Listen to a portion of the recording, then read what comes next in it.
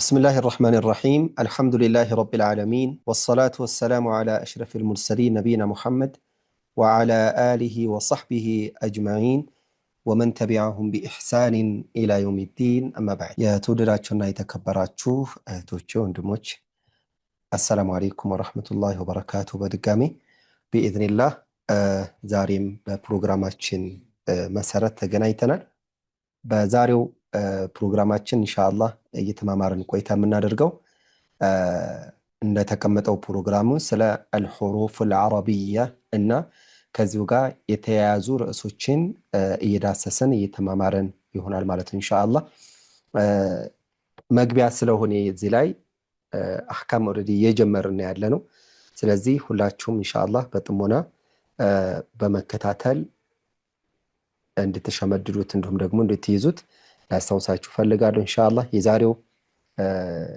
ርዕስ ምንዳሳቸው እንደ ሰዓታችን ሁኔታ በኢድኒላህ ስለ አረበኛ ፊደሎች የተወሰኑ ማሉማት መረጃ ሰጣችኋለሁ ከዛ ባሻገር እነዚህን ፊደሎችን የሚያናብቡ የሆኑ አናባቢዎች አሉ በአረበኛው ምን ይባላሉ እንዴት ናቸው እንዲሁም ደግሞ ባህሪዎቻቸውንም ጭምር እንመለከታለን ከሱ ተቀራኒ የሆነ ሱኩን አለ ሸዳ አለ እነዚህንና መሰለ ህጎችን ኢንሻአላህ በዛሬው ክፍል የምንመለከት ይሆናል ማለት ነው በኢድኒላህ ከደርስ በኋላ ኢንሻአላህ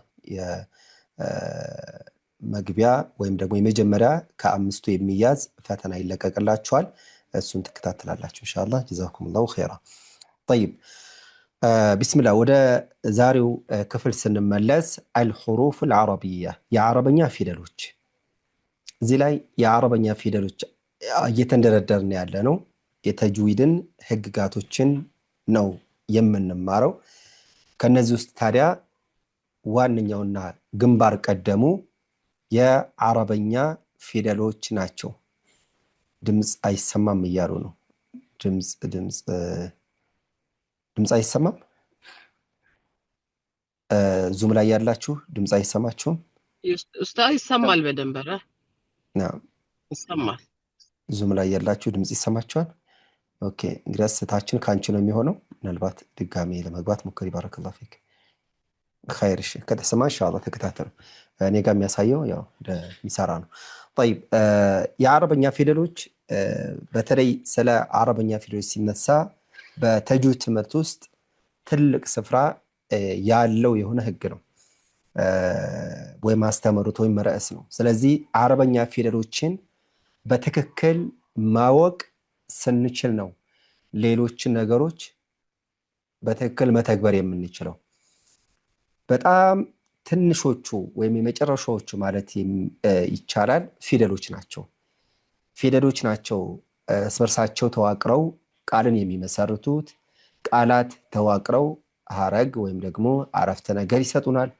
ከዛም እነዚህ ደግሞ እንደዚሁ ጁምላ እያለ ይቀጥላል ማለት ነው ስለዚህ ምንድነው የመጨረሻዎቹ ፊደሎች ናቸው ፊደሎች በትክክል ካልተነበቡ ፊደሎች በትክክል ካላነበብናቸው ምንድነው የሚሆነው የቃሉ አነባበብ ወይም ደግሞ የቃሉን መልእክት እንዲበላሽና ወደ የፈለገውን መልእክት እንዳያስተላልፍ የሚያደርግ የሆነ ነው ስለዚህ ፊደሎችን በትክክል ማወቅ መሰረታዊ ነው ለዛ ነው ከፊደሎች የምንጀምረው ማለት ነው ለዛም ነው በተለይም ተጅዊድ ሲነሳ የመጀመሪያ ህግጋቶቹ የሚነሱት መኻሪጅና ሲፋ ናቸው የፊደሎች መውጫና ባህሪዎች ናቸው በፊደሎች ላይ ነው ቀድሞ ህጎቹ ወይም ደግሞ ማብራሪያ የሚሰጠው ቅድመ ማብራሪያ የሚሰጠው ስለዚህ ፊደሎችን በትክክል ማወቅ ስንችል ስለሆነ ቃላትንም ሆነ አረፍተ ነገር ወይም አያ በትክክል ማንበብ የምንችለው ማለት ነው ካልሆነ ግን ፊደል ተበላሸ ማለት ያን ሁሉ ገደል የሚከት የሆነ ነው ስለዚህ ፊደሎችን በትክክል ማወቅ አስፈላጊ ነው ለዛም ነው ከፊደሎች የምንጀምረው ላኪን ወደ ዋናው ትምህርት ከመግባታችን በፊት ማለትም ወደ እነዚህ ፊደሎች መውጫዎች ከማለፋችን ወደ ባህሪዎቻቸው ከማለፋችን በፊት ቅድሚያ በፊደሎች ዙሪያ ላይ ልናውቃቸው የሚገቡ ነጥቦች ስላሉ ነው እዚህ ላይ ኢንሻአላህ የእነዚህን ርዕሶች ያስቀደም ነው ማለት ነው እንጂ ይሄም አንዱ የዚሁ አካል ስለሆነ በቅድሚያ ይህንን ማዕሉማት ይዘን ብንቀጥል የበለጠ የጥሩ የሆነ ግንዛቤ ይፈጥርልናል ማለት ነው። طيب በቅድሚያ ፊደሎችን የማወቅን ጠቀሜታ እንመልከት። ፊደሎችን በትክክል ማወቅ ቁርአንንም ሆነ አረበኛ የሆኑ ጽሁፎችን ማንበብ እንድንችል ያደርጋል ይላል።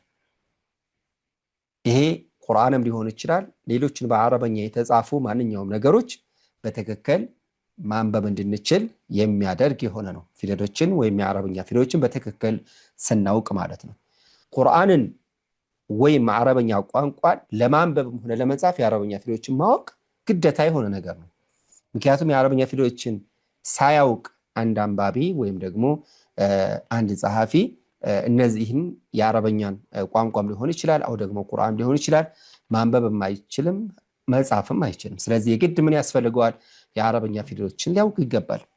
ታዲያ ቀደም ብዬ የገለጽኩላችሁ ነገር አለ። የአላህ Subhanahu Wa Ta'ala ቁርአን ኪታብ በተለያዩ እንትኖች በተለያዩ ቃላቶች የተሰነደ ነው። ምሳሌ ቁርአን በምዕራፎች፣ በአናቅጾች፣ በቃላቶች፣ በፊደሎች የተዋቀረ ነው። የመጨረሻው ምንድነው? መዋቅሩ ፊደል ነው። ስለዚህ ፊደሎች ሲዋቀሩ ቃላትን ይመሰርታሉ አይደል?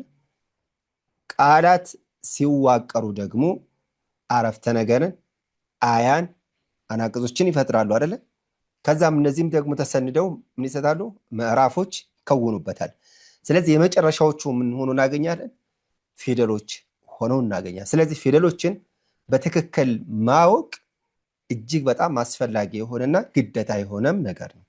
ስለዚህ ይሄ አስፈላጊነት ስላለ ነው በቅድሚያ አረበኛ ፊደሎችን በትክክል እንድናውቅ የምንገደደው ማለት ነው። طيب ለመረጃ ያክል ሁለት ርዕሶች አሉ እዚህ ላይ የምትመለከቷቸው። አንደኛው ፊደል ማለት ምን ማለት ነው? ፊደል ምንድን ነው? ከዛም ከዚሁ ጋር ተንተርሶ የሚመጣ ጥያቄ አለ። እሱን ቀጣይ እንመለከተዋለን። ፊደል ማለት ይላል፣ ልብ በሉ፣ ፊደል ማለት በተረጋገጠ ወይንም በተገመተ የፊደሎች መውጫ ላይ ተመርኩዞ የሚፈጠር ድምፅ ማለት ነው ይላል። ምን ማለት ነው? የተረጋገጠ የሆነ መውጫ አለ። ወደፊት እንመለከታለን፣ እናየዋለን ኢንሻአላህ። المخرج المحقق የሚባል አለ፣ አው ደግሞ ሙቀደር የሚባል አለ። የትኛው የተረጋገጠ የሆነ መውጫ የተገመተ የሆነ መውጫ አለ። ያንን ተመርኩዞ የሚፈጠር የሆነ ድምፅ ምን ተብሎ ይጠራል? ፊደል ተብሎ ይጠራል። ፊደሎች በተረጋገጡ መውጫዎች የሚወጡ ናቸው። ምሳሌ በጉሮሮ፣ በምላስ፣ በከንፈሮች የሚወጡ ናቸው። አሉ ደግሞ እንደ ምሳሌ በተገመቱ መውጫዎች ደግሞ የሚወጡ ፊደሎች አሉ። ምሳሌ እንደ አልጆፍ የምንወስደው ሙቀደር ነው፣ መኽረጅ አልሙቀደር ነው። በዚህ የሚወጡ ፊደሎችም እናገኛለን። ስለዚህ ፊደል የምንለው ጠቅለል ባለ መልኩ በተረጋገጠ ወይንም በተገመተ የፊደሎች መውጫ ላይ ተመርኩዞ የሚፈጠር የሆነ ድምፅ ምን ተብሎ ይጠራል? ፊደል ተብሎ ይጠራል ማለት ነው። طيب ይሄ ድምፅ አሁን መውጫዎችን ተመርኩዞ ማለትም የተረጋገጠ ወይም የተገመተ መውጫን ተመርኩዞ የሚፈጠር የሆነ ድምፅ ብለናል። ድምፅ እንዴት ሊከሰት ይችላል? ያ በተረጋገጠ ወይንም በተገመተ መውጫ ላይ ተመርኩዞ የሚፈጠረው ድምፅ እንዴት ይከሰታል? ታች ላይ የሚመጣው ለዛ ነው። ሁለተኛው ርዕስ ላይ ድምፅ እንዴት ይከሰታል የሚለው ያ በተረጋገጠውም ሊሆን ይችላል፣ በተገመተም ሊሆን ይችላል። የሚፈጠረው ድምፅ እንዴት ሊከሰት ይችላል ወደሚለው ስንመጣ ድምፅ በተለያዩ ሁኔታዎች ሊከሰት የሚችል የሆነ ነው። ምሳሌ ቢተሳዱም ምን ማለት ነው? ቢተሳዱም ስንል የሁለት አካል በኃይል መጋጨት ወይም ደግሞ ተሳዱም ይሉታል። ቢተሳዱም በመጋጨት ምሳሌ ስናደርገው የሆነ ድምፅ ሰምታችኋል። ምን እያደረግን ነው? እያጋጭ ነው አይደለ? የሚፈጠር ድምፅ አለ። አው ደግሞ ቢተባዑድ በመራራቅም ይፈጠራል። ቢተባዑድ ለምሳሌ የሆነ ወረቀት ይዛችሁ ያንን ወረቀት ልክ ቅድድ ብታደርጉት እየተራራቀ ነው አይደለ? ተባዑድ ነው። ያ ምን ይሆናል? ይፈጠራል። ምን ይፈጠራል? ድምፅ ይፈጠራል። አው ደግሞ ቢህቲዛዝ በመርገብገብ የሆነ እንትን ይዛችሁ የሆነ ወረቀት ሊሆን ይችላል ወይም ወፈር ያለ ነገር ብታርገበግቡት የሚፈጠር የሆነ ድምፅ አለ። ቢህቲዛዝ ስታርገበግቡት የሚፈጠር የሆነ ድምፅ አለ። አው ደግሞ ቢህቲካክ በመተሻሸት طيب የሚፈጠር የሆነ ደግሞ ድምፅ አለ። አያችሁ አይደል? ስለዚህ ድምፅ እንዴት የሚከሰተው? አው ቢተሳዱም ነው ወይም ቢተባዑድ ነው አው ቢህቲዛዝ ነው ወይም ቢህቲካክ ነው። አያችሁ አይደል? ድምፅ በዚህ መልኩ የሚከሰት የሆነ ነው። ስለዚህ በነዚያ መውጫዎች ላይም እንደዚሁ በተገመተም አው ደግሞ በተረጋገጠም መውጫ ላይ በዚህ ሁኔታ ላይ ድምጾች ይፈጠራሉ። ታዲያ ይህ ድምፅ የግድ ከሰው ብቻ አይደለም፣ ከግዑዝም ከእንስሳም ሊገኝ ይችላል። ቀደም ብዬ እንደውም ወረቀት ምናምን እያልኩ እየገለጽኩላችሁ ነበረ። ኢደን ይህ ድምፅ በእነዚህ ምክንያቶች ሊፈጠር ወይም ሊከሰት የሚችል ሲሆን ይህ የተከሰተው ድምፅ ደግሞ በሰውም ሊሆን ይችላል፣ በግዑዝም ነገር ሊሆን ይችላል፣ ህይወት የሌለው ነገር ማለት ነው፣ በእንስሳም ሊሆን ይችላል። ዋዲያ ጀማ። ስለዚህ ድምፅ እንዴት ይከሰታል የሚለው እነዚህን ነገሮች መያዙ አስፈላጊ የሆነ ነው። طيب ስለ ፊደላት የተወሰነ ይሄንን ካልን አንድ አንባቢ ወይም አንድ ተማሪ በፊደሎች ዙሪያ ላይ ቢያንስ ሊያውቃቸው የሚገቡ 3 ነገሮች አሉ፣ 3 ነጥቦች አሉ። አንድ አንባቢ ፊደሎችን በትክክል አውቋል ሊባል የሚችለው አንድ ተማሪ የአረበኛ ፊደሎችን በትክክል አውቋል ሊባል የሚችለው ቢያንስ 3 ነገሮችን ሲያውቅ ነው። ቢያንስ 3 ነገሮችን ማወቅ ሲችል ነው። እነማን ናቸው እነዚህ 3 ነገሮች? አንደኛ የአረበኛ ፊደሎችን ብዛት ማወቅ አለበት። ሁለተኛ የአረበኛ ፊደሎችን ቅርጽ ሊያውቅ ይገባል። ሶስተኛ የአረበኛ ፊደሎችን ድምፃቸውን ሊያውቅ ይገባል። እነዚህ ቢያንስ ሊያውቃቸው የሚገቡ የሆኑ መሰረታዊ ነገሮች ናቸው። ቢያንስ በጥቂቱ ማለት ነው። ቢያንስ እነዚህ 3 ነገሮችን ማወቅ መለየት ካልቻለ አሁንም ከእውቀቱ ላይ ምን አለ ማለት ነው? ያኒ የሚቀረው ነገር አለ ማለት ነው። طيب የሚቀረው ነገር አለ ማለት ነው። ቴሌግራም ላይ አሁን ይሰማችኋል? አፎን እንትን እያለ ስለሆነ አሁን እየተሰማችሁ ነው ኢንሻአላህ። ኸይር طيب አሁን የከፈተላችሁ ይመስለኛል። ጥሩ የተቀረጸ ስለሆነ ችግር የለም ኢንሻአላህ። ስለዚህ አንድ ተማሪ የአረበኛ ፊደሎችን በትክክል አውቋል ሊባል የሚችለው ቢያንስ እነኚህን 3 ነጥቦችን ማወቅ ሲችል ነው ብለናል። የመጀመሪያው ብዛታቸውን ነው። ብዛታቸውን ማወቅ አለበት። ሁለተኛው ቅርጻቸውን ነው። ቅርጻቸውንም ማወቅ አለበት። ድምጻቸውን እንደ በዝርዝር እንመለከታለን ኢንሻአላህ። አንድ አንባቢ ብዛታቸው ምን ያክል እንደሆኑ መለየት መቻል አለበት።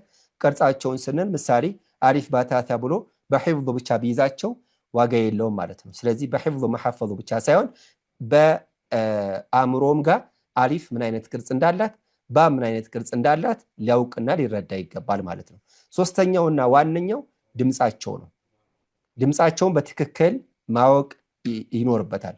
ድምጻቸው ማወቅ አለበት ስንል ድምጻቸው ያኒ እያንዳንዱ ፊደሎች የየራሳቸው የሆነ ድምጸት አላቸው።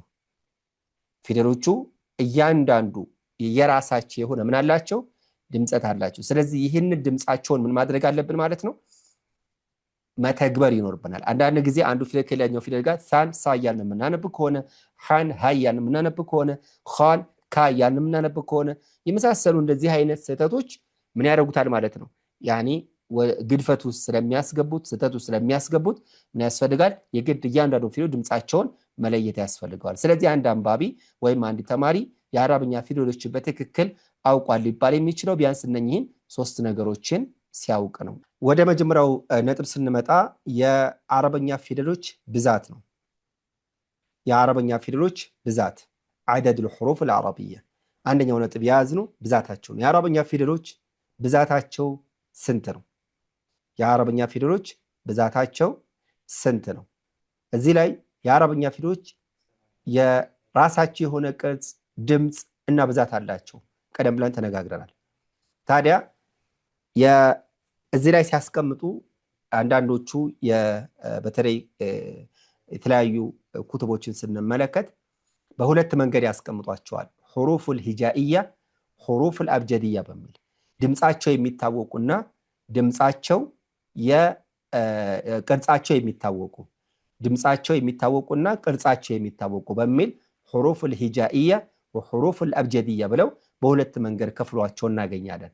አሁን ባለንበት ዘመን የአረበኛ ፊደሎች ሁሉም የራሳቸው ቅርጽ ያላቸው የራሳቸው የሆነ ድምፀት ያላቸው የሆኑ ፊደሎች ነው እናገኛለን። በፊት ቅርጽ ያልነበረው በሌሎቹ ተወሶ የሚታወቅ የሆነ ፊደል ነበረ። ወደ ኋላ ላይ እንመለከተዋለን። በዚህ ፊደል አማካኝነት ታዲያ ቅርጻቸው የሚታወቁና ድምፃቸው የሚታወቁ ተብሎ ለሁለት ተከፍለው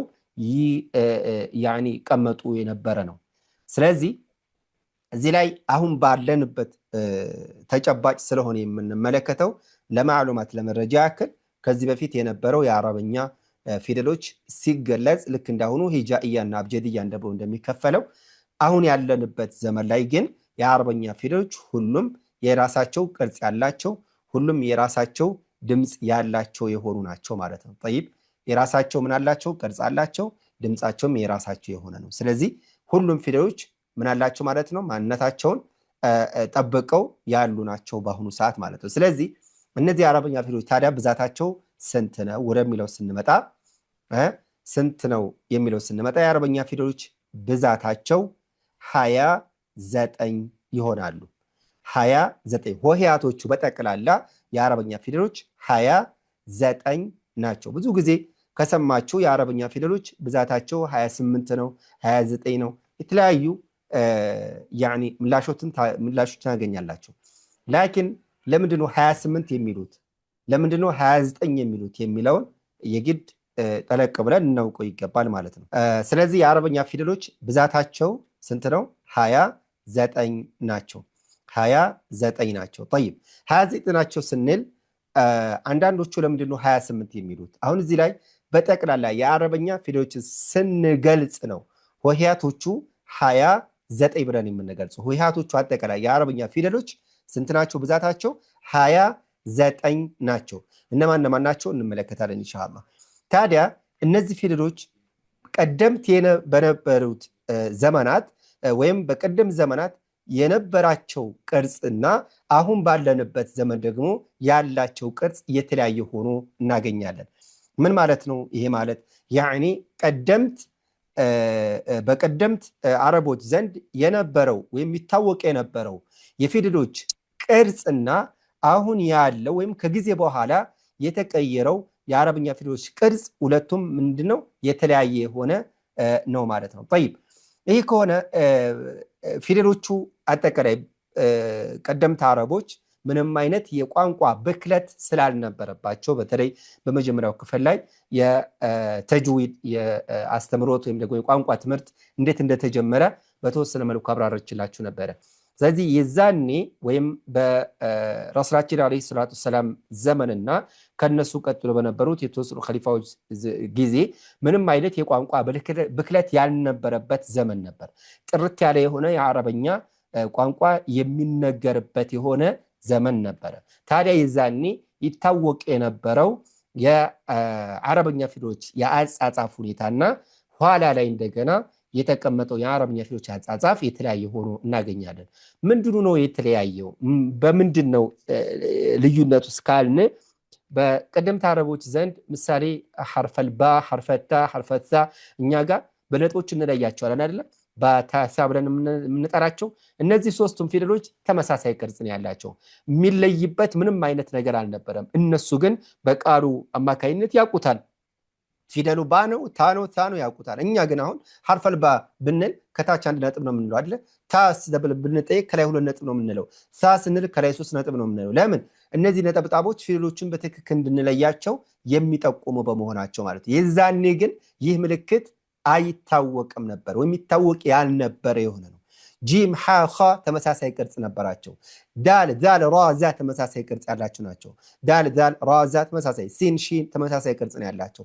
ሷድ ዳድ ጣ ዛ አራቱም ፊደሎች ተመሳሳይ ቅርጽ የነበራቸው ናቸው። አሁን ግን ሷድን በትክክል እናውቀዋለን። ዳድንም ባንም ዳንም በቀላሉ መለየት እንችለዋለን።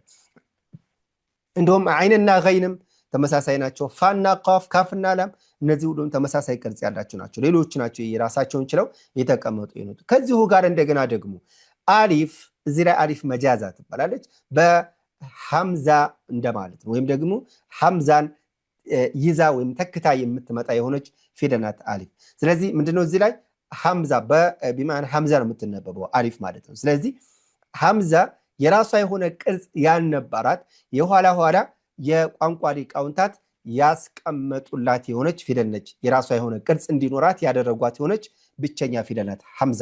ሐምዛ የራሷ ቅርጽ አልነበራት ወይም ደግሞ በራሷ ቅርጽ የምትታወቅ ያልነበረች ፊደል ነች። ኋላ ነው የመጣው። እነዚህም ፊደሎች ቀደም ብዬ እንደገለጽኩላችሁ እያንዳንዱ ፊደሎች ባታታ መሳሳይ ቅርጽ ያላቸው እነዚህ ሁሉ መለያ አልነበራቸውም። ተመሳሳይ ሼፕ ተመሳሳይ ቅርጽ ነበረ ያላቸው። ይሄ በዚህ ብለን የምንለየው ነገር ያልነበረ የሆነ ነው። ይሄ የሚያመላክተው ምንድነው? በሰዓቱ ምንም አይነት የቋንቋ ግድፈት ያልነበረበት ዘመን በመሆኑ እያንዳንዱ አረበኛ ተናጋሪዎች ወይም በዘመኑ የነበሩ አረበኛ ተናጋሪዎች በስርዓት እያንዳንዱ ነገር መናገር ሲናገሩ ቃላቶቹ በምን ፊደሎች እንደተዋቀሩ ሁሉ በስርዓት ይለዩቸውና ያውቋቸው የነበረ በመሆኑ ነው። ስለዚህ ወደ ብዛታቸው ስንመጣ የአረበኛ ፊደሎች ብዛታቸው 29 ይሆናል። ታዲያ አሁን ባለው ቅርጽ እንዲቀመጡ ያደረጉት በማን ይባላሉ? አልኢማም ነስር ብን ዓሲም አለቲ ይባሉ ታላቅ የቋንቋ ሊቅ ናቸው። ቀደምት አረቦች ይጠቀሙበት የነበረው የአረበኛ ቅርጽና ኋላ ልክ አሁን በምናውቀው ቅርጽ እንዲቀመጥ ያደረጉት ወይም ደግሞ አሁን በምናውቀው ቅርጽ እንዲሆን ያደረጉት አልኢማም ነስር ብን ዓሲም ናቸው። ነስር ብን ዓሲም አለይሲ ይባላሉ። ታላቅ የቋንቋ ሊቅ ናቸው። እኚህ የቋንቋ ሊቅ እነዚህ ፊደሎች ተመሳሳይ ቅርጽ ያላቸውን በተመሳሳይ ደረጃ ካስቀመጡ በኋላ እንደዚሁም ደግሞ ተመሳሳይ ፊደሎችን በመለየት እንዲያመች ኑቅጣ ወይም ደግሞ ነጠብጣቦችን ተጠቅመዋል። ይሄ ማለት ምሳሌ ባታታ ተመሳሳይ ቅርጽ ነው ያላቸው። እነዚህ ተመሳሳይ ቅርጽ ያላቸው ፊደሎች ታዲያ በምን ተጠቅመዋቸዋል? በነጥብ ለይተዋቸዋል። ባ ከታች 1 ነጥብ አለው፣ ታ ከላይ 2 ነጥብ አለው፣ ሳ ከላይ 3 ነጥብ አለው። በዚህ መልኩ ፊደሎቹ ተመሳሳይ ያሉን በተከታታይ ካረጉ በኋላ ተመሳሳይ የሌላቸውን ደግሞ መጨረሻ ላይ አስቀምጧቸዋል ማለት ነው። ምሳሌ እንደ ሚም፣ ኑን፣ ዋው፣ ሃ፣ ላም፣ አሊፍ፣ ያ የመሳሰሉ እነዚህ ለብቻ ተቀምጧል ማለት ነው። አማ ከመጀመሪያው አሊፍ እስከ ላም ድረስ ያሉትን በተከታታይ አስቀምጧቸዋል ማለት ነው። ዋضح يا جماعه طيب ስለዚህ የአረብኛ ፊደሎች ብዛታቸው ስንት ሆነ ማለት ነው? 29። ለምንድን ነው 28 የተባለው? 28 የተባለው ለምንድን ነው ካልን አሊፍን ስለሚያስወጧት ነው። አሊፍ ስንል ቢማዕና ላም አሊፍ ማለታችን ነው። አማ አሊፍ ሐምዛ ከሆነች አሁን ለምሳሌ እዚህ ላይ 2 ሰንጠረዦች አሉ አይደል? 2 ሰንጠረዦች አሉ። ምንድነው ልዩነታቸው? ሁለቱ ሰንጠረዦች ካልን ሁለቱ ሰንጠረዦች ልዩነታቸው እዚህ ላይ እንደምትመለከቱት የመጀመሪያው ሐምዛ ማነው አሊፍ አለች።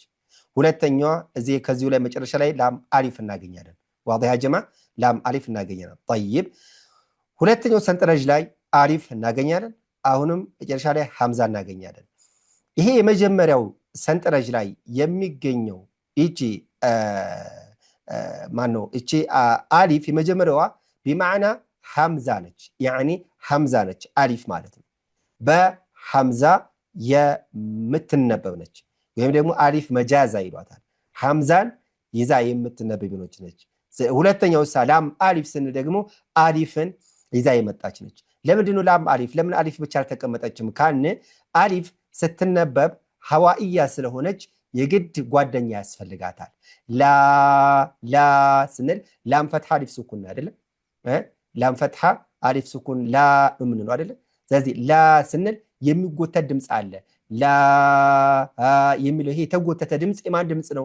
የአሊፍ ድምፅ ነው። ስለዚህ አንድ ሰው የአሊፍን ድምፅ እስኪ ንገረኝ ተብሎ ቢነበብ ወይም አሊፍን አንብበልኝ እስኪ ብሎ ቢጠየቅ ላም አሊፍ አይልም፣ ወይም ደግሞ አሊፍ ማለት የለበትም። ሊል የሚችለው እንዴት ነው? ላ በዚህ መልኩ የሚሆነው ለምን? ድምፁን ነው እያነበብንለት ያለ ነው። ይሄ የተጎተተው ድምፅ ነው ለአሊፍ ድምፅ የሚሆናት ዋضح يا جماعه። ስለዚህ የግዴታ አሊፍ لا تكون الا ساكنه ولا يكون ما قبلها الا مفتوح አንድ ሁኔታ ነው ያላት። ይሄውም ምንድነው? ሱኩን ሆነ እሷ ራሱ አሊፍ ማለት ሱኩን ሆነ ቀድሟት ደግሞ ፈትሃ የሆነ ፊደል መምጣት ያለበት። ስለዚህ ከፈትሃ በመቀጠል ስለሆነ አሊፍ የምትመጣው ከፈትሃ በመቀጠል ስለሆነ አሊፍ የምትመጣው ያኒ ለመሳቢያነት ብቻ የምንገለገልባት ፊደል ነች። ያኒ ብቸኛ ለመሳቢያነት ብቻ የምንገለገልባት ፊደል አሊፍ ናት ማለት ነው። አሊፍ መሳቢያ ያቸው አይደለ? ሌሎቹ አጠቃላይ ከአሊፍ መሳቢያ ውጭ ያሉት ሁሉም ተነባቢ ሆነው ይመጣሉ፣ ሱኩን ሆነው ይመጣሉ። ከነዚህም ውስጥም ለመሳቢያነትም የምንገለገልበት ሆኖም እናገኘዋለን። ያቸው አይደለ? ስለዚህ ምንድነው ይሄ የሚያሳየው? ያኒ አሊፍ ከሌሎች ፊደሎች በተለየ መልኩ ለመሳቢያነት ብቻ ስለምንገለገልባት ከቁጥር ያስወጧትና 28 ያደርጉታል። ያ ግን ልክ አይደለም። የአረብኛ ሆሄያት ሲገለጽ በጠቅላላ 29 ናቸው። አሊፍም ለመሳቢያነት ብቻ የምንገለገልባት ብትሆንም ብቸኛዋ ለመሳቢያነት ብቻ የምንገለገልባት ፊደል ስለሆነች ምንድነች ማለት ነው? ከቁጥር የምትገባ ናት። ስለዚህ ስንት ናቸው ቁጥሮቹ? 29 ይሆናሉ ማለት ነው። ስለዚህ በየትኛውም ቦታ ላይ በተለይ በተጅዊድ ምሁራኑ ዘንድ የአረብኛ ፊደሎች ብዛታቸው 29 የሚል ነው። ወደ ሰንጠረዥ 2 ስንመጣ የመጀመሪያው እንዳመለከትኳቸው አሊፍ ያኒ አሁንም በዛው በአሊፍ ነው ያለችው። ያኒ አይላም አሊፍ ብለን የተከራት ማለት ነው። ሁለተኛዋ ደግሞ ሐምዛ ላም አሊፍ ብለን በተካነው ቦታ ላይ ደግሞ ሐምዛ እናገኛለን። ይሄ ማለት እየተለመደ መጥቷል ማለት ነው። ስለዚህ ላም አሊፍ ማለቱ ቀርቶ ራሷ አሊፍ ትቀመጣለች። ለምን? ሐምዛ የራሷ ቅርጽ ኑሯት አግኝተናልና። የሐምዛ ቅርጽ ያልነበራት ብቸኛ ፊደል ነች በቀደምት አረቦች ዘንድ ማለት ነው። ሐምዛ ቅርጽ የላትም ነበረ። ኋላ ነው ኸሊል ኢብኑ አሕመድ አልፈራሂዲ የሚባሉ ታላቅ የቋንቋ ሊቅ አላህ ይዘንላቸውና ለሐምዛ የራሷ የሆነ ቅርጽ እንዲኖራት ያደረጉት ማለት ነው። ከዛ በፊትስ ሐምዛ ትታወቅ የነበረው በማን ነው? በአሊፍ ነው ማለት ነው። ትታወቅ የነበረው በማን ነው? በአሊፍ ነው እንጂ በሐምዛ የራሷ የሆነ ቅርጽ ኖሯት አያውቅም ማለት ነው። ኋላ ኸሊል ኢብኑ አሕመድ አልፈራሂዲ ረሂመሁላህ እሳቸው ካስቀመጡ በኋላ ነው እንደገና የራሷን ቅርጽ ይዛ የቀጠለችው ማለት ነው። ሐምዛን እንዴት ነው ቅርጽ ያደረጉላት ወይም ያበጁላት ካልነ የዓይንን ራሷን በመቁረጥ ነው ለሐምዛ የራሷ የሆነ ያኒ እንትን እንዲኖራት ያደረጉ። እዚህ ላይ እንደምታዩት ዓይን አለች። የዓይንን ሁለቱም መህሙዛዎች ስለሆኑ ተቀራራቢም ስለሆኑ የሐምዛ ዘሮችም ስለሆኑ ምን ያደርጓታል? ዓይንን የላይኛዋን ራሷን ቁርጥ በማድረግ ለሐምዛ ቅርጽ ይሆን ዘንድ ያስቀመጡት ኸሊል ኢብኑ አሕመድ ናቸው። ስለዚህ በአሁኑ ሰዓት ላይ ሐምዛም የራሷ ቅርጽ አላት፣ አሊፍም የራሷ የሆነ ቅርጽ ኖሯት እናገኛለን። ስለዚህ ሁሉም ቅርጻቸውም ድምፃቸውም የሚታወቁ ሆነው እናገኛለን። ከአሊፍ እስከ ያሉት 29 የሆኑ ፊደሎች ናቸው ማለት ነው። ወላሁ አለም። ስለዚህ ብዛታቸውን በዚሁ እንቋጫለን ማለት ነው። طيب ሌላው ወደ ቅርጻቸውን እንምጣ። ወደ ቅርጻቸው አሽካል الحروف العربية ወይም የአረብኛ ፊደሎች ቅርጽ ጋር ስንመጣ ወደ ሸፓቸው ስንመጣ አንድ አንባቢ ወይም አንድ ተማሪ የአረብኛ ፊደሎችን ቅርጽ ማወቅ አለበት። የመጀመሪያው ብዛታቸው 29 መሆኑን ማወቅ አለበት ብለናል። ሁለተኛው ቅርጻቸውን ማወቅ አለበት ነው ያልነው። ቅርጻቸውን ማወቅ ሲባል ነጠላም ሆኖ እንዲሁም በቃል የተለያየ ቦታ ሲመጣ የሚኖራቸውን ቅርጽ ጭምር ነው ማወቅ ያለበት። ቅርጻቸውን ካላወቀ አንድ አንባቢ ፊደሎችን በትክክል አውቋል ሊባል አይችልም። ምን አይነት ቅርጽ አላት ተብሎ ቢጠየቅ መመለስ ካልቻለ አው ደግሞ በነጠላዋ አውቋት በቃል መካከላው መጨረሻ ስትሆን የመለየት የማይችል ከሆነ አሁንም ጎደሎ ይሆናል ማለት ነው ማዕሉማቱ ዋضح يا جماعه ስለዚህ የአረበኛ ፊደሎች ቅርጻቸውን ነጠላም ሆነው በቃል የተለያየ ቦታም ሲገቡ የሚኖራቸውን ቅርጽ ማወቅ መለየት ይኖርበታል ማለት ነው واضح يا جماعه طيب ምሳሌ ላይ ተቀምጧል طيب ወደ ቅርጻቸው ጋር ስንመጣ አንድ ተማሪ የግድ ወይም አንድ አንባቢ የአረበኛ ፊደሎችን በትክክል አውቋል ሊባል የሚችለው የአረበኛ ፊደሎችን ቅርጻቸውን ማወቅ ሲችል ነው ቅርጻቸውን ማወቅ ሲባል ደግሞ ቀደም ብዬ እንደገለጽኩላችሁ ነጠላ ሆነውም ሆነ በቃል የተለያየ ቦታ ሲገቡ የሚኖራቸውንም ቅርጽ ማወቅ ሲችል ነው ስለዚህ የአረበኛ ፊደሎች ነጠላም ሆነው በቃላትም የተለያዩ ቦታዎች ሲገቡ የሚኖራቸውን ቅርጽ የሚከተለው በሰንጠረዥ ላይ ተቀምጧል እዩዋቸው ምሳሌ አሊፍ አሊፍ ያው አሊፍ ሙፍረዱና ስትመጣ በቃል መጀመሪያ በቃል መካከል መጨረሻ በዚህ መልኩ እናገኛታለን ሙፍረድ ሆና ስትነበብም ልክ እንደዚህ ነው አሊፍ ቶሎ ነው የምናነበው እንጂ አሊፍ ተብሎ አይነበብ ሙፍረድ ሆኖ ድምጹን ኢንሻአላህ ወደ ኋላ እንመለከተዋለን ወይም እናየዋለን እዚህ ላይ ሙፍረድ ሆነው የሚኖረው ቅርጽ በቃል የተለያየ ቦታ ሲገቡ ቅርጻቸው የሚቀያየሩ ሆኑ ፊደሎችን እናገኛለን ከነዚህም ውስጥ እንደ ምሳሌ ከወሰድን እንደ ሐርፈ الكاف እንደ ሐርፈ الكاف ምሳሌ መካከል መጀመሪያ ሲሆኑ ወይም ሙፍረድ ሆኖ ሲመጡ እንዲሁም ደግሞ በቃል የተለያየ ቦታ ሲገቡ የሚኖራቸው ቅርጽ የተለያየ ሆኖ እናገኛለን አንዳንዶቹ ደግሞ ምንም አይነት እንትን አይኖራቸውም ሳይቀየሩ ሙፍረዳቸውም በማለት በነጥላቸውም ሆነ በቃል የተለያየ ቦታ ሲገቡ ተመሳሳይ ነገር ይኖራቸዋል ማለት ነው ተመሳሳይ ጽሁፍ ወይም ተመሳሳይ ቅርጽ ኖሯቸው እናገኛለን ስለዚህ እነዚህንም ሁሉ አንድ አንባቢ ሊለያቸው የተገባ ነው ስለዚህ ነጠላም ሆነው ሊሆን ይችላል በቃል የተለያየ ቦታ ሲገቡም ሊሆን ይችላል ምን ማድረግ አለበት መለየት ያስፈልገዋል ማለት ነው ስለዚህ የአረበኛ ፊደሎችን ቅርጻቸውን ማወቅ እጅግ አስፈላጊ የሆነ ነው ወደ ቀጣዩ ስንመጣ እዚሁ ላይ የሚያስቀምጠው እንትን አለ ነጥብ አለ ምንድነው ቅጥያ የሚቀበሉና የማይቀበሉ አሉ በቀኝ ብቻ ቅጥያን የሚቀበሉ ፊደሎች አሉ በቀኝም በግራም ደግሞ ቅጥያን የሚያስተናግዱ ወይም የሚቀበሉ ፊደሎች አሉ ከነዚህም ውስጥ ምሳሌ በቀኝ ብቻ ቅጥያን የሚቀበሉ ፊደሎችን ካየን ወደ 6 የሚሆኑ ፊደሎች አሉ እንደ አሊፍ ዳል ዛል ራ ዛ ዋው እነዚህ ፊደሎች በቀኝ ብቻ የሚቀበሉ ናቸው ምን ማለት ነው በቀኝ ብቻ ስንል ልክ ምሳሌ አሊፍ ስትጻፍ ቀድሟት በቀኝ በኩል ሲሆን በዚህ መልኩ ተቀጥሎባት እናገኛለን ዳልም ልክ እንደዚሁ ዛልም ልክ እንደዚሁ ራም እንደዚሁ ዛይም ልክ እንደዚሁ ዋውም እንደዚሁ በቀኝ ብቻ የሚቀበሉ ናቸው አማ በግራ በኩል ምንም አይነት ቅጥያን አያስተናግዱም በዚሁ እንደዚሁ ቁጭ ነው የሚሉት ምሳሌ እስበሳቸው ከተገናኙ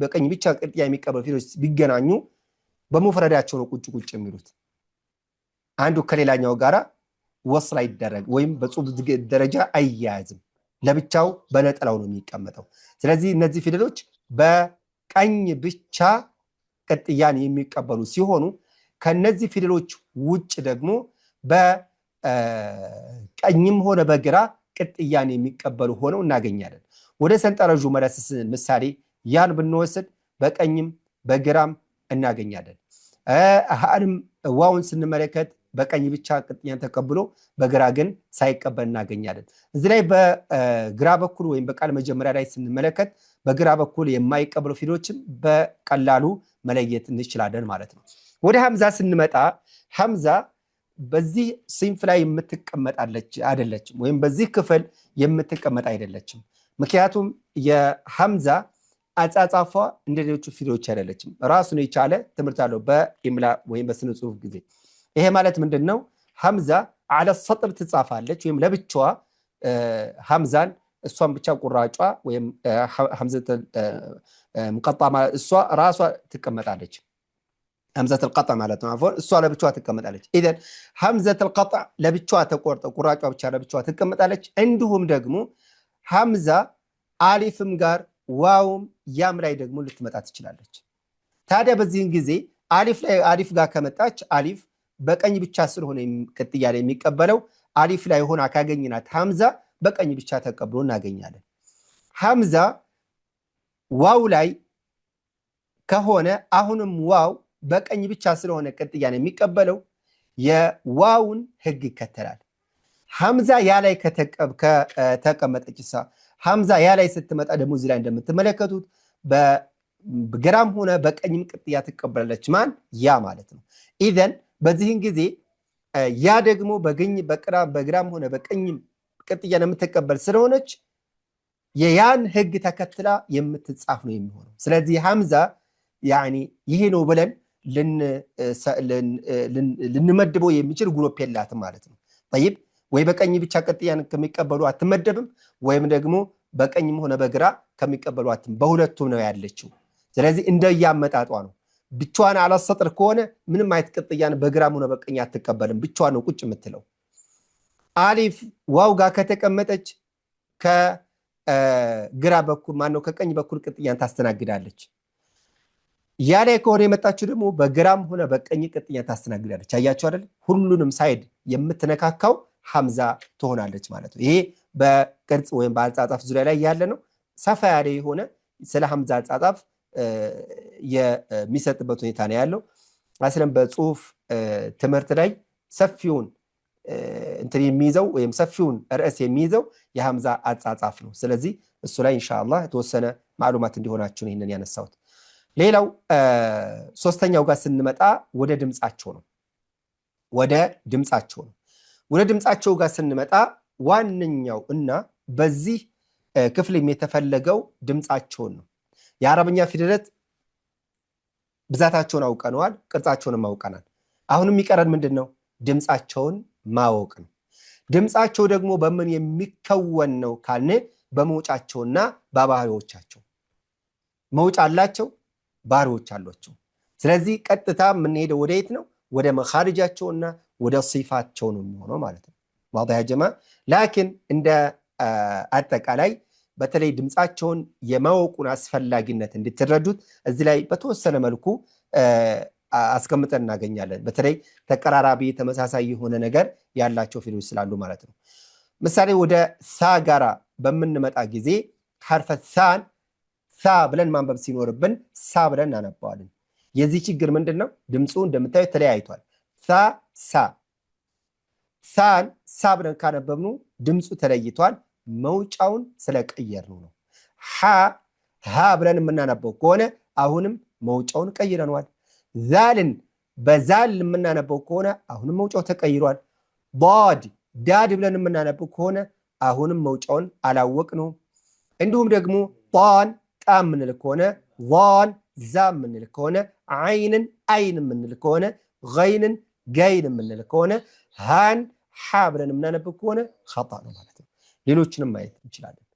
ስለዚህ እነዚህን ድምጻቸውን እነዚህ ፊደሎች ትክክለኛ ድምጻቸውን ማወቅ እንችል ዘንድ መውጫቸውን ማወቅ አለብን፣ ባህሪዎቻቸውንም መለየት ማወቅ አለብን።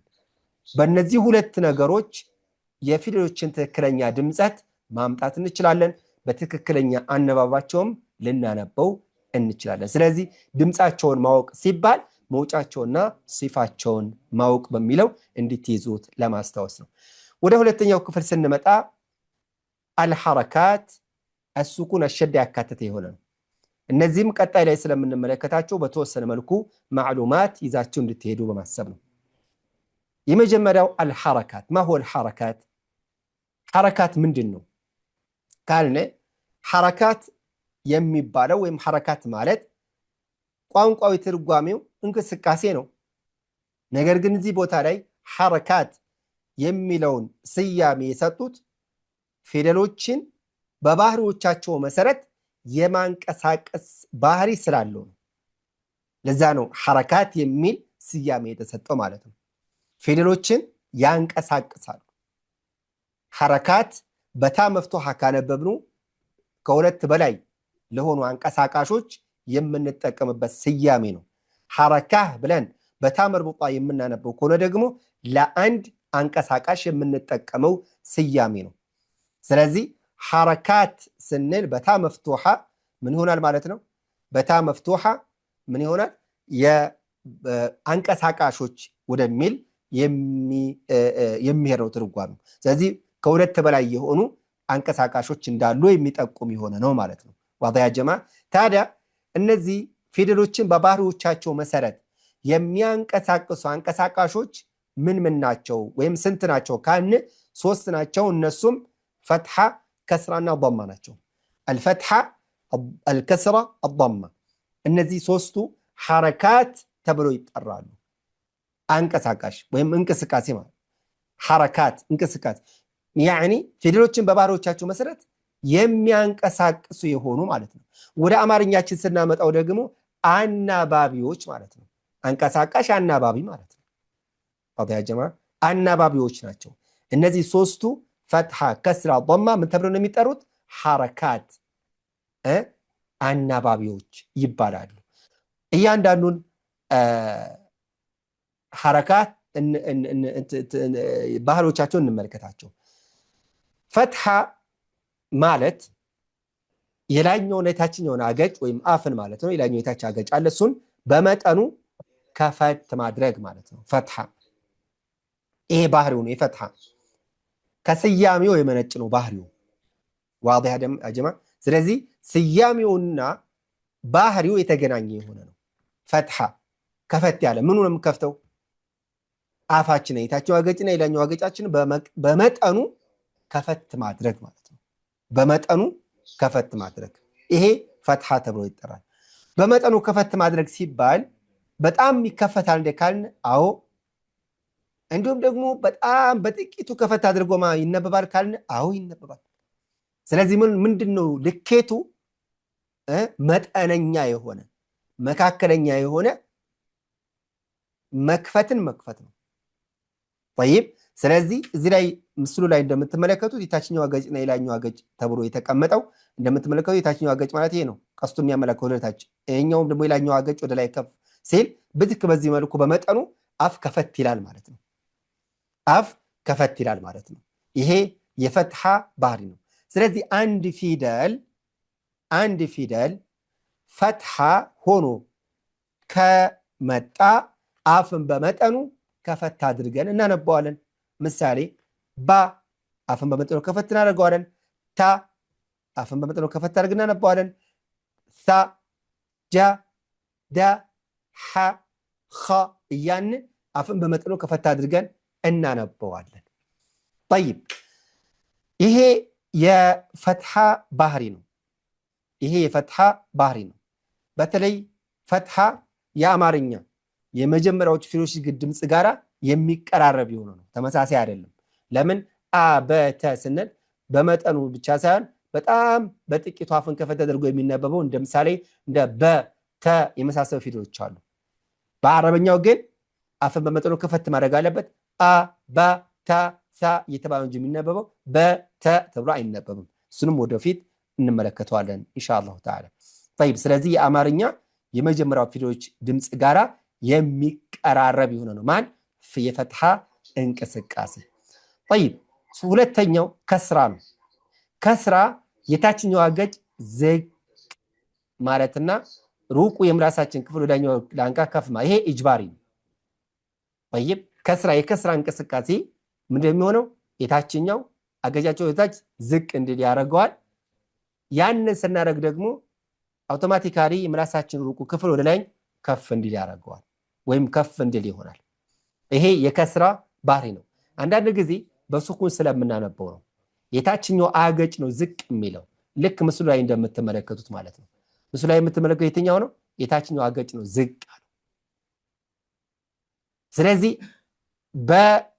የታችኛው አገጭ ዝቅ አድርገን ነው እንጂ ማንበብ ያለብን። እንቅስቃሴ ሳናቆራኝ የምናነበው ከሆነ ሌላ ነው ይሄ። ስለዚህ ብ ሳይሆን የሚነበበው ቢ። ምሳሌ ባንክ ከስራ ስናደርግ ቢ የሚለውን ብትሞክሩት እናንተ የታችኛው አገጭ ምንድን ነው? ወደ ታች ዝቅ ነው የሚለው ቢ ቲ ሲ። ላኪን ብ ት ስ ካልኩኝ ግን ሱኩን የሆነው አልተንቀሳቀሰም። ይሄ ግን ከስራ ነው። የታችኛው አገጭ ዝቅ ማለት አለበት። ስለዚህ የከስራ ባህሪ የታችኛው አገጭ ዝቅ ማድረግ ይሆናል። ይሄ የአማርኛ የሶስተኛ ፊደሎች ድምፅ ጋር የሚመሳሰል ነው። ምሳሌ ኢቲቲ እያልን የምናነባቸው ፊደሎች የእነሱ ድምፀት ጋራ ይመሳሰላል። ይቀራረባል ሳይሆን ይመሳሰላል። ጠይብ ሌላው ሶስተኛው ضማ ነው። ضማ ማለት ضማ የሆነ ፊደልን የማንበብ ጊዜ ሁለቱ ከንፈሮች ወደፊት መሰብሰብ ማለት ነው። ኢንዲማሙ ሸፈተይን ይሉታል። ሁለቱ ከንፈሮች ወደፊት ሰብሰብ ማድረግ። ምሳሌ ባ ضማ ቢሆን ቡ ሁለቱ ከንፈሮች ወደፊት ሰብስቡታላችሁ። ቡ መሰብሰብ አለበት፣ ልክ ምስሉ ላይ እንደምትመለከቱት ማለት ነው። ቡ ሁለቱ ከንፈሮች ምን ሆኗል? ወደፊት ተሰብስበዋል። አውቶማቲካሊ ምላስ ደግሞ ወደ ኋላ የመመለስ ባህሪ ይኖረዋል። ቡ ስንል ምላስ ወደ ኋላ ይመለሳል። ቡ፣ ቱ፣ ሱ፣ ጁ፣ ሑ የመሳሰሉ ፊደሎች። ስለዚህ ሶስተኛው አንቀሳቃሽ ማን ነው? ضማ ነው። ሁለቱ ከንፈሮች ወደፊት እንዲሰበሰቡ ማድረግ ነው። ይሄም የአማርኛ የሁለተኛ ፊደሎች ድምፅ ጋር የሚመሳሰል ነው። ቱ፣ ቡ፣ ጁ ብለን የምንጠራቸው በቋንቋችን ላይ የሚገኙ የፊደሎች ድምፅ ማለት ነው። እነዚህ ሶስቱ ፊደሎች ልብ በሉ እዚህ ላይ እነዚህ ሶስቱ ፊደሎች ማነው? እነዚህ ሶስቱ አናባቢዎች አፎን በባህሪዎቻቸው መሰረት ፊደሎችን የሚያንቀሳቅሱ የሆኑ አናባቢዎች ናቸው።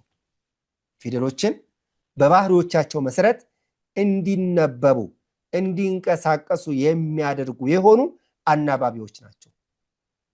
ጠይብ እዚህ ላይ እንዴት ነው በትክክል ሐረካውን መተግበራችንን የምንለየው የምናውቀው ካልን ፈትሐ የሆነ ፊደልን ፈትሐ ማድረጋችንን ለማረጋገጥ ምን ያስፈልገናል?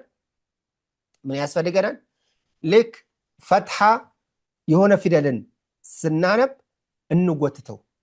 ስንጎትተው አሊፍ መሳቢያ ከተወለደ ያ የሐረካ አሰጣጣችን ትክክል ነው።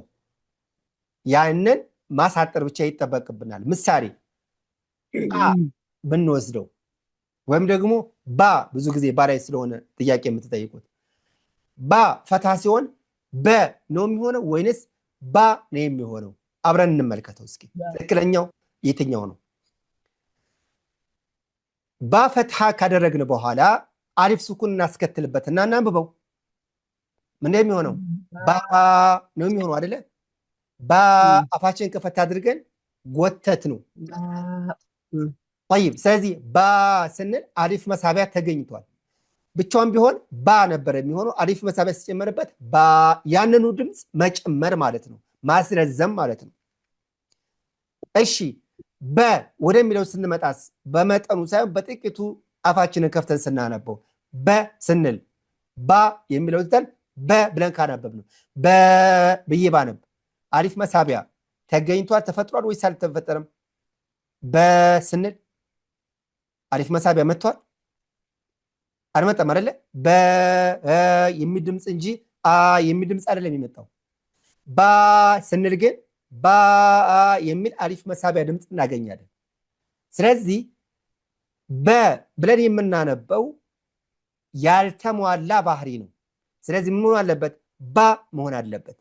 طيب ስለዚህ አሊፍ መሳቢያ ስንጨምርበት ባ ያንኑ ተከትሎ እንዲጎተት ስለሚያደርግ ዋዳ ያ ጀማ ይሄ የምንለይበት አንደኛው መንገድ ነው።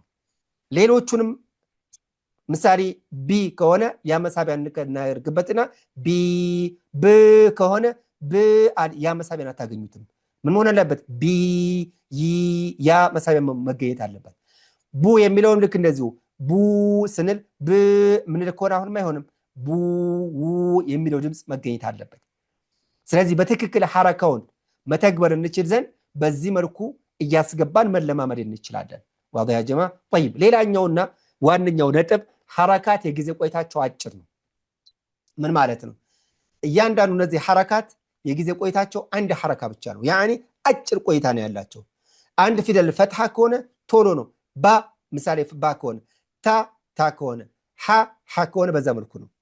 ስለዚህ ምን የሚሆነው አጭር የሆነ የጊዜ ቆይታ ነው ንባቡ ማለት አጭር የሆነ የጊዜ ቆይታ ነው። ስለዚህ የሐረካት ሁሉም ፈትሐ፣ ከስራ፣ ضማ ስናነብ ወይም ተግባራዊ ስናደርጋቸው ምን ማድረግ አለብን? ያኒ በአጭር የሆነ የጊዜ ቆይታ ነው። ወመ ያን የምናስረዘመው ከሆነ ሌላ ተጨማሪ የሆነ ፊደል ይወለዳል። አንድ ፊደል ፈትሐ ብቻ ሆኖ ከመጣ በፈትሐ ባጭሩ ቶሎ ነው የምናነበው። ከስራ ሆኖ ከመጣ ከዛሊክ ቶሎ ባጭሩ ነው። ضማም ከሆነ ቶሎ ነው። ስለዚህ ሐረካት የጊዜ ቆይታቸው አጭር ነው። የምናስረዝማቸው ከሆነ ግን ተጨማሪ የሆነ ፊደል ይመጣል።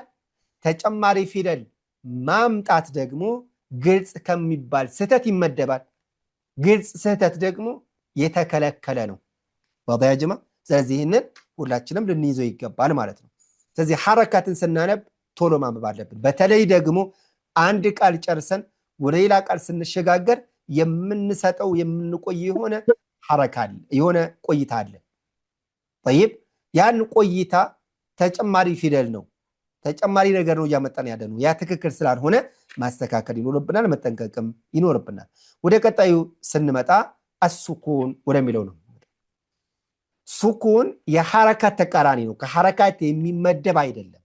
የሐረካት ተቃራኒ ነው። ለምንድነው አብረን ያላየ ነው? የሚያንቀሳቀስ ስላልሆነ። ፈትሐ፣ ከስራ፣ ضማ አንቀሳቃሽ ናቸው።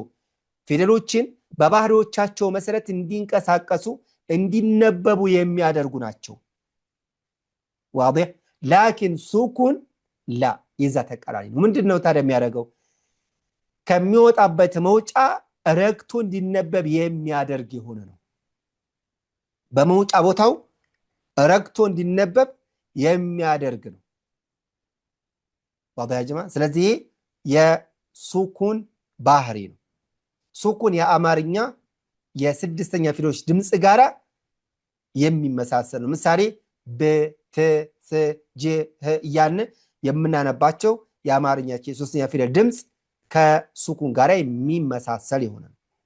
ስለዚህ አንድ ፊደል ሱኩን ነው ስንል በመውጫ ቦታው ረግቶ ይነበባል፣ እንቅስቃሴ አይቆራኝበትም ማለት ነው።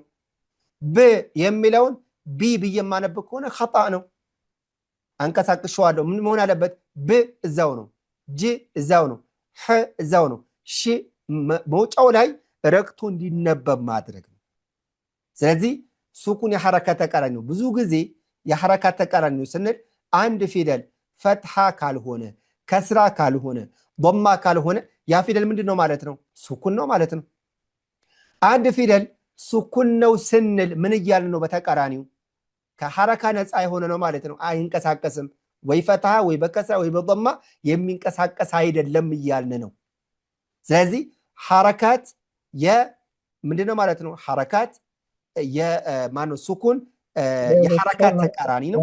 አንድ ፊደል ሱኩን ነው ካልን ከሐረካት ነፃ ነው እያልን መሆኑን መረዳት ይኖርብናል። ሱኩን እዚህ ላይ የምናውቃቸው ሁለት ነጥቦች አሉ። አንደኛ በምልክቱ ነው። ምልክቱ የይበልጣል ምልክት አለ፣ እዚህ ላይ ስኬል ላይ የምትመለከቱት ነው። ይሄ ምልክት የሱኩን ምልክት ነው። አንድ ፊደል የሱኩን ምልክትን ይዞ መምጣቱ ሱኩን ብቻ አያሰኘውም፣ ሌላ ተጨማሪ ነገርም የሚያመላክትበት ቢሆን እንጂ። ምሳሌ አንድ ፊደል እያነበብን እያለ የሱኩን ምልክትን ይዞ አገኘን። ያ ፊደል ሱኩን ብቻ አይደለም፣ በግልጽ የሚነበብም ቢሆን እንጂ። አያቸው አይደለ? ሱኩን ነው የሱኩን ምልክትን ይዞ ስለመጣ። በተጨማሪም ግን የሱኩን ምልክትን ይዞ በመምጣቱ በግልጽ ፊደሉ ይነበባል። በግልጽ ይነበባል ስንል ምን ማለታችን ነው? በሱኩን ባህሪ በግልጽ እናነባዋለን ማለታችን ነው። ዋضح يا جماعه። ባ ከሆነ ብ ብለን እናነባዋለን፣ ታ ከሆነ ት ብለን በግልጽ እናነባዋለን፣ ን ብለን እናነባለን ማለታችን ነው። ወደሚቀጥለው ፊደል አይሸሸግም ወይም አይዋጥም ወይም ወደ ሌላ ማነት አይቀየርም ማለታችን ነው። ነገር ግን አንድ ፊደል ምንም ምልክት ይዞ ባይመጣስ? ይሄኛው ሱኩን ምልክት ይዞ ነው ያገኘው አይደል? አንድ ፊደል ፈትሐም የለውም፣ ከስራም ضማም የለውም፣ ምንም ምልክት የለውም፣ ባዶ ሆኖ ነው ያገኘነው። ያ ፊደል ሱኩን ነው። ነገር ግን ሱኩን ከመሆኑ ጋር በግልጽ የማይነበብ መሆኑን ደግሞ ያመለክተናል። አያችሁ አይደል? አንድ ፊደል የሱኩን ምልክትን ይዞ መምጣቱ የሱኩንን ምልክት ይዞ መምጣቱ ሱኩን ከመሆኑ ጋር በግልጽ እንዲነበብ የሚያመላክት ሲሆን አንድ ፊደል ሱኩን ምልክትን ይዞ ካላገኘን ወይም ባዶ ሆኖ ካገኘን ማለት አንድ ፊደል ያ ፊደል ሱኩን ከመሆኑ ጋር በግልጽ የማይነበብ መሆኑን የሚያመላክት ይሆናል። ዋضح يا جماعه ان شاء الله ግልጽ እንደሆነላችሁ ተስፋ አደርጋለሁ። طيب ይሄ በሱኩን በዚሁ እናጠናቅቃለን። ወደ ሸዳ ስንመጣ የመጨረሻው ክፍል ነው። ሸዳ እንደምናውቀው ማጥበቂያ ነው። ሸዳ ትርጓሜውም ብርቱ፣ ጠንካራ እንደማለት ነው። ስናጠብቅ አንድ ፊደል ከሌላው ፊደል ተለይቷል፣ በርትቷል ወይም ጠንክሯል ማለት ነው። ያ ፊደል ለምን አጥብቀነዋልና። ስለዚህ አንድ ፊደል የሸዳ ምልክትን ይዞ ካገኘን ያ ፊደል በውስጡ የተዋጠ ፊደል መኖሩን የሚያመላክት የሆነ ነው ሸዳ የምንለው። አንድን ፊደል የምናጠብቀው በዛ ባጠበቅነው ፊደል ውስጥ የዚህ ሸዳን ይዞ ለመጣው ፊደል ተመሳሳይ ወይም ተዛማጁ ወይም ተቀራራቢው የሆነ ሱኩን ፊደል መኖሩን የሚያመላክት ነው። ዋضح يا جماعه ስለዚህ ምንድነው ማለት እዚህ ላይ ማጥበቅ ሸዳ ስንል ማጥበቂያ ነው። ግን ማጥበቅ ብቻ ማጥበቅ አይደለም፣ አለው በውስጥ የሚያስተላልፈው የተዋጠ የሆነ ፊደልን ለመጠቆም የሚመጣ የሆነ ቢሆን እንጂ። ስለዚህ አንድን ፊደል ሸዳ አድርገን ስናነበው ምን እናደርጋለን? በውስጡ የተዋጠ ሱኩን ፊደልን እያመለከትን መሆኑን መረዳት ይኖርብናል። ስለዚህ አንድ ፊደል ሸዳ ሆኖ እየመጣ ያለ ሸዳ አድርገን የማናነበው ከሆነ ምን እያደረግን ነው ማለት ነው? ፊደል እያጓደልን ነው ማለት ነው። ሁለቱ እንደ አንድ ሆኖ ሲነበቡ ይጣብቃል። የምንለየው አንድ ፊደል ወደሚቀጥለው ፊደል ሙድገም ሲሆን ወይም ሲዋጥ ሲጨፈለቅ መጨፍለቁን የምናረጋግጠው የተጨፈለቀበትን ፊደል ስናጠብቀው ነው። በመጥበቁ ውስጥ ሌላ ፊደል ስላለ ማለት ነው። ዋضح يا جماعه ስለዚህ ይሄ ነው ሸዳ የምንለው። ስለዚህ የትኛውም ፊደል የሸዳ ምልክትን ይዞ ካገኘን በውስጡ ወይም ደግሞ በዚህ ሸዳ በሆነው ፊደል ውስጥ የሚዋጥ ሱኩን አለ። ያ የተዋጠው ፊደል ለዚህ ለተዋጠበት ፊደል ምናልባትም ተመሳሳይ ይሆናል አው ተዛማጁ ወይም ተቀራራቢው ሊሆን ይችላል ማለት ነው። ዋضح يا جماعه ይሄን ነው ምሳሌ ማየት እንችላለን። ሚን ረቢከ ስንል ምሳሌ በቀላሉ ሚን ረቢከ ስንል ምንድነው የምናገኘው? ኑን አለች እቺ ወደ ራ ስለምትዋጥ ራ ትጠብቃለች። ሚን ረቢከ ነበር አስሉ። ላኪን ኑን ወደ ራ ስለምትዋጥ ሚን ረቢከ ንን በምን ገለጽኳት? ራን በማጥበቅ። ስለዚህ በራ መጥበቅ ውስጥ ኑን ትገኛለች። ለምን ኑን አልተነበበችም ካልን አይ በራ መጥበቅ ውስጥ ተገኝታለችና። ስለዚህ ሚን ረቢከ ምን እናደርገዋለን? ጥብቅ አድርገን እናነባዋለን። ሚን ረቢከ ራን ጥብቅ አድርገን እናነባዋለን። ሚን ረቢከ ይባል ሚን ረቢከ። ፊትነተን ለሁም የሚለውም ስትመለከቱ ልክ እንደዛው ፊትነተን ለሁም ነበረ። ፊትነተን ለሁም ንም ምትላ ወደ ላም ስለምትዋጥ ላም ጥብቅ አድርገን እናነባለን። ሌሎችም አገደ። ስለዚህ አንድ ፊደል ሸዳ የሚሆነው በውስጡ ሱኩን የተዋጠ ፊደል መኖሩን ለማመላከት የመጣ መሆኑን መረዳት ይኖርብናል ማለት ነው። ኢንሻአላህ ዛሬ ትንሽ እየተቆራረጠባችሁ ያስቸገራችሁ ይመስለኛል። ቴሌግራም ላይ ያላችሁ አፍቦን ኢንሻአላህ የዛሬው ትምህርታችን በእነዚህ ርዕሶች ዙሪያ ላይ የሚያጠነጥን ነበረ። ሪከርድ ስላደረኩት ኢንሻአላህ ያለፋችሁም ካላችሁ ተከታተሉትላችሁ። ፈጀዛኩሙላሁ ኸይር። አላህ Subhanahu Wa Ta'ala ያግራልን። هذا والله اعلم። ጥያቄዎች ካሏችሁ መጠየቅ ትችላላችሁ ኢንሻአላህ።